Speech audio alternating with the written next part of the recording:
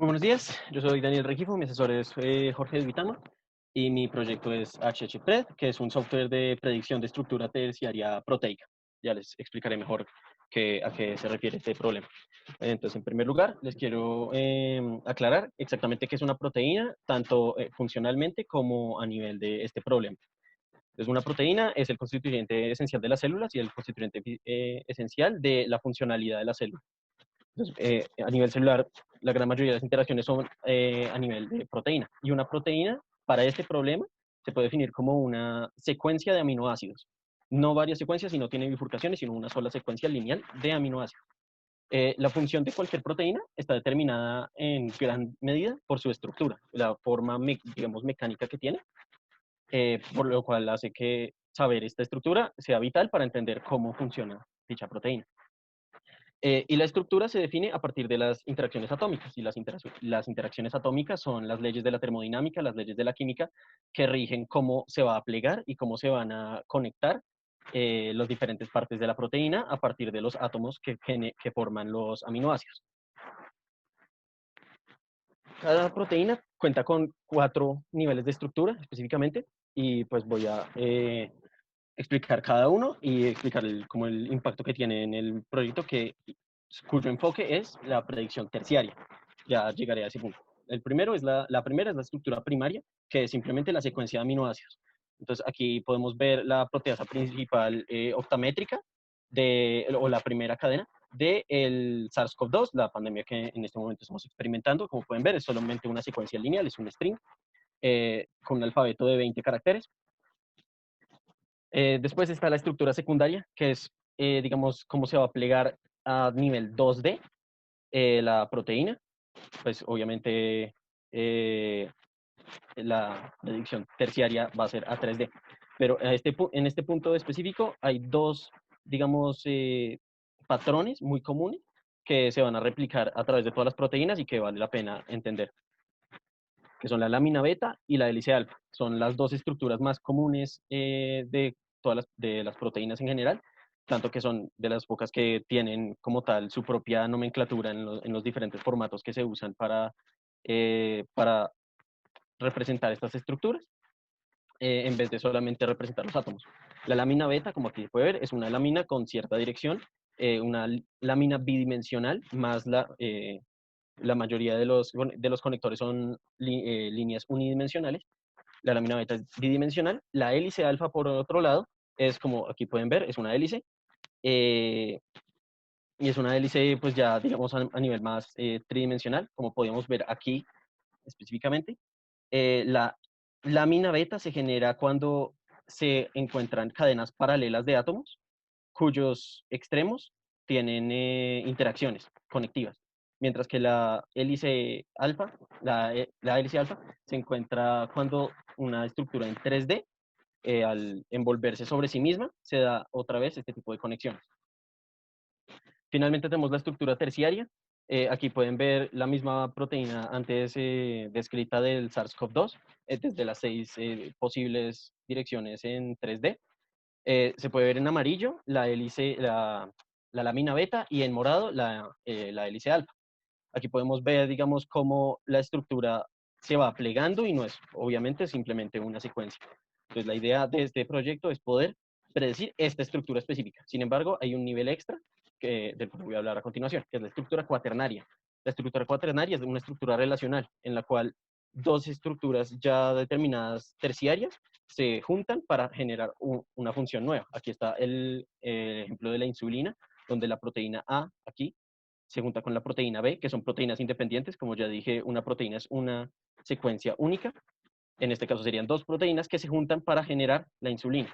De esta forma, esta estructura específica se determina por las características de la estructura terciaria de ambas proteínas, tanto su estructura mecánica, digamos cómo está plegada, si una cabe dentro de la otra, por ejemplo, o también sus cargas atómicas o sus propiedades atómicas en el borde y en general en la proteína, lo cual hace que este sea una estructura, digamos, bastante sensible a eventos caóticos o a errores en términos de cómo se entiende la estructura terciaria, ya que un error, digamos, en la interpretación de la carga podría llevar a que una estructura cuaternaria no se entendiera o no se pudiera predecir de forma fidedigna. Muy bien, entonces para este ya existen varias aproximaciones a este problema, el problema de la predicción de estructura terciaria. Eh, Específicamente hay dos, digamos, escuelas de diseño. La primera es la de Novo, la cual intenta hacer una aproximación de fuerza bruta sin necesidad de, digamos, de recursos externos, a partir solamente de la secuencia de aminoácidos inicial, determinar a partir de los patrones ya determinados de leyes termodinámicas y químicas cómo se va a plegar dicha proteína. Por otro lado, tenemos la predicción por homología, la cual, a partir de, una vez más, homología, puede encontrar patrones dentro de las estructuras homólogas o parecidas para ir determinando cómo sería la estructura más probable de la proteína predecida. Este proyecto se va a enfocar en un desarrollo por homología.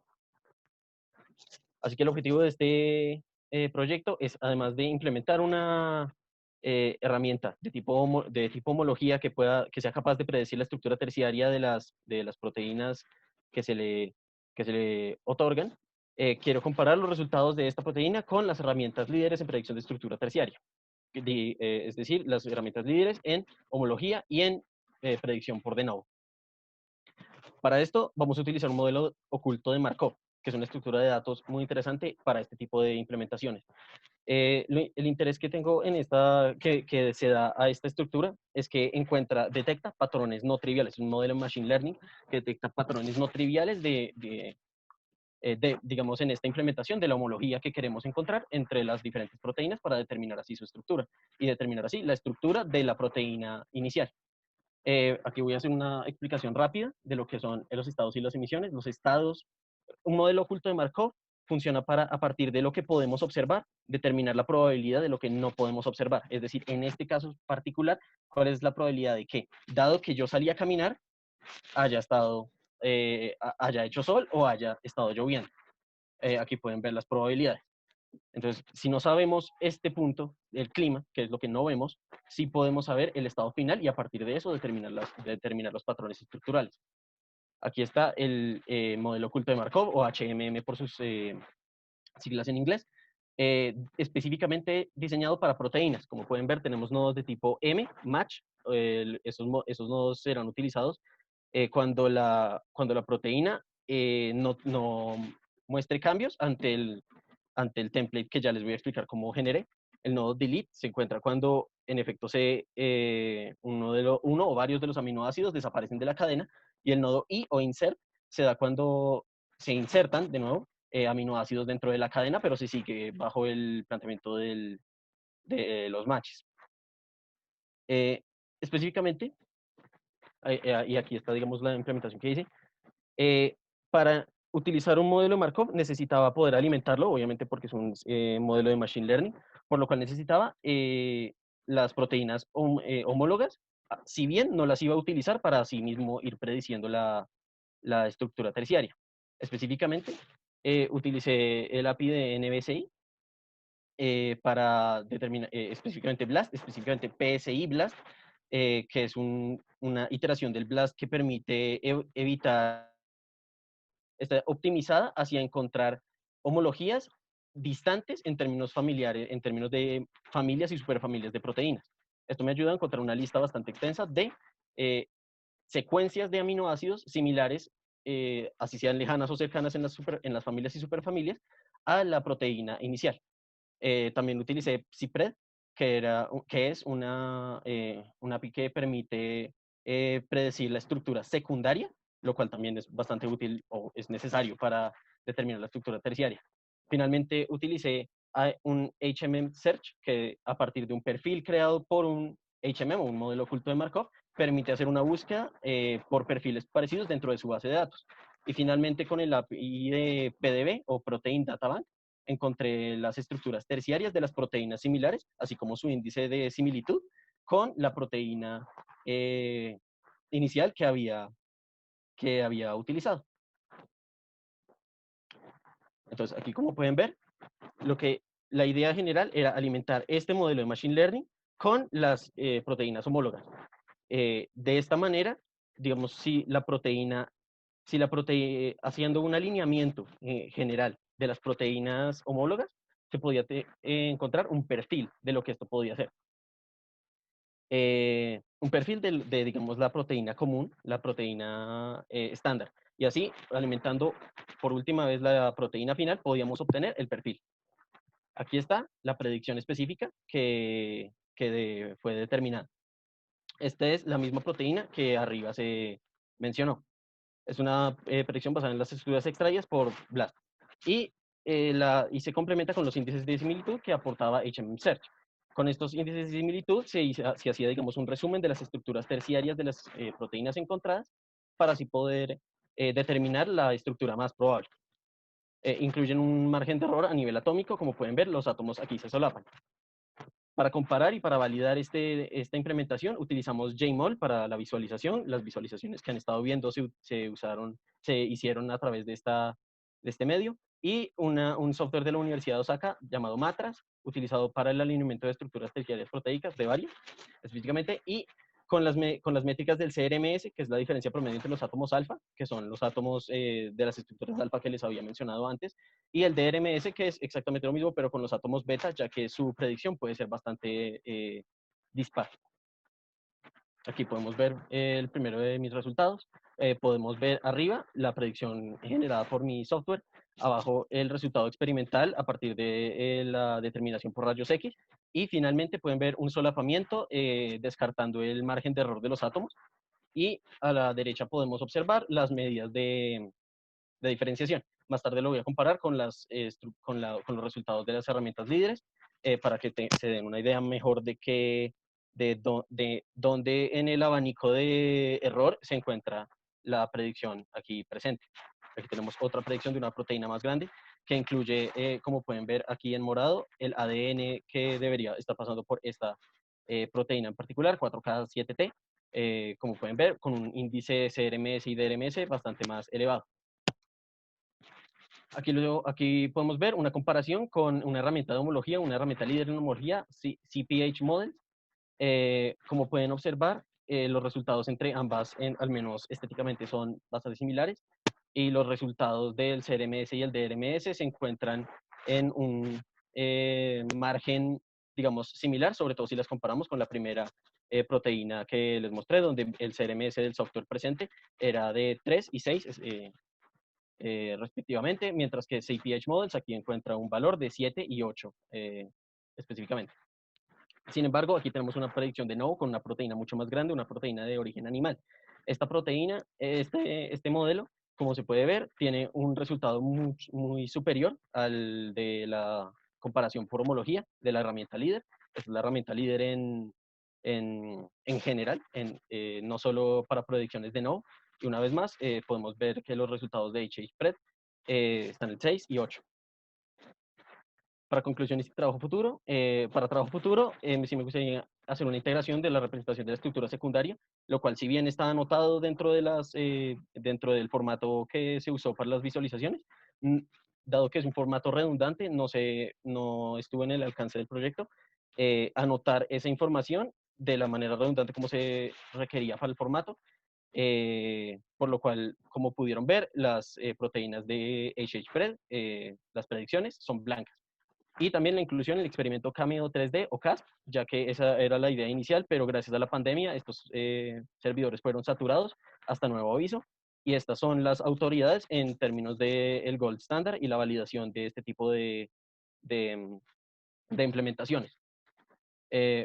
Para las conclusiones, por el momento, como bien se pudo ver con la comparación entre CPH Models y TASER, la predicción por homología no consigue detectar similitudes más sutiles entre las secuencias de aminoácidos. Los modelos, como el modelo de Markov, no alcanzan a alcanzar, no llegan a alcanzar el nivel de precisión que sí pueden alcanzar las herramientas de NOVO a partir de una aproximación más termodinámica y más alineada con la química. Sin embargo, se muestra gran potencial con herramientas pasadas para, a partir de nuevos modelos y nuevas implementaciones de modelos matemáticos y estructurales que puedan determinar mejor las estructuras que se quieren encontrar y perfilar mejor, se puede cerrar esta brecha entre estos dos modelos. Y específicamente me gustaría hablar que, dada la presente situación, el desarrollo de este tipo de soluciones en términos de evitar que o acelerar el proceso de investigación hacia estructura terciaria y por ende hacia estructura cuaternaria es vital para evitar y tratar enfermedades de todo tipo, específicamente virales, y en esto se ha enfocado gran parte de la investigación mundial, así que considero que a largo plazo, o a corto plazo, mejor dicho, este campo va a tener un alto índice de desarrollo. Muchas gracias. Listo, muchísimas gracias, Daniel. Entonces, tenemos espacio para preguntas.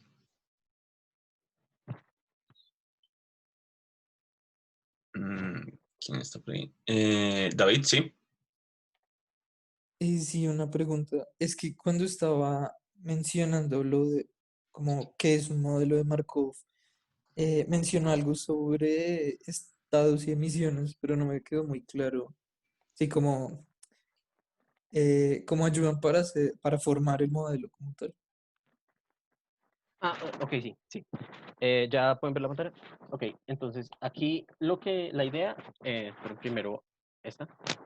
Entonces, lo que son los estados son aquellas cosas que podemos observar en el modelo. Entonces, para el modelo de las proteínas, podemos observar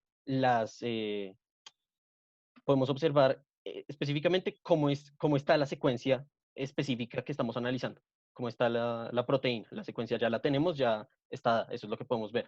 Sin embargo, hay muchas cosas que, como dije, no se están haciendo evidentes dentro de esa sola representación. Así que aquí las emisiones serían que por cada nodo, digamos, todos estos que están en el modelo de proteínas se pueden considerar estados. Y las emisiones, digamos, serían una entidad interna en la cual cada nodo tiene una probabilidad de emitir los aminoácidos de la proteína específica. Es decir, digamos, un aminoácido es A. El nodo match tendrá una probabilidad mayor de emitir el A si, en efecto, el perfil determinado por el BLAST, que mencioné antes, tiene en esa posición un A. Sin embargo, si no tiene un A, si tiene un Q, por ejemplo, lo más probable es que se vaya por el nodo de inserción, que, digamos, representaría mejor este tipo de desarrollo. Sin embargo, no es exclusivo, no es que el nodo match solamente emita el aminoácido específico, donde si hay, digamos, una excentricidad en el modelo, es en los nodos de delete, porque por su propia naturaleza no pueden emitir nada, por ende su probabilidad de emisión es cero para todos los nodos, lo cual hace que dependan exclusivamente de su probabilidad de transición, que aquí podemos ver como las flechas no punteadas, eh, y dependiendo exclusivamente de eso, parte del reto de esta implementación fue hacer que el modelo tuviera en cuenta tuviera en cuenta de forma imparcial los nodos de borrado de aminoácidos. Vale, gracias.